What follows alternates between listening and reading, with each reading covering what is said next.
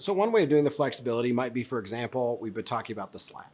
So if instead of just transferring, let's say I had a sufficient assets to do it, instead of just transferring $13,610,000 into the SLAT for the benefit of my spouse, what I instead do is I transfer a seed amount. The IRS says it's got to be at least 10% of the value of the trust. And I do that as a gift. So we'll call it $1.5 million or thereabouts, right? I know I want to have $13 million in there in total. What I do is then I sell the rest of the assets into that trust. Now, this has to be a grantor trust in order to avoid some negative income tax consequences. But as long as it's a grantor trust, I can sell those assets in. I've taken back a promissory note. So for estate tax purposes, I haven't finished the gift yet. The gift is still pending because the only gift I made was that first $1.5 million. So I'm flexible.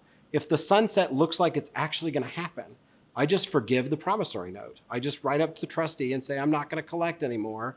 And for gift and estate tax purposes, that counts as an additional gift. Voila, we're done. We knew we wanted to be in a SLAT anyway, we're finished.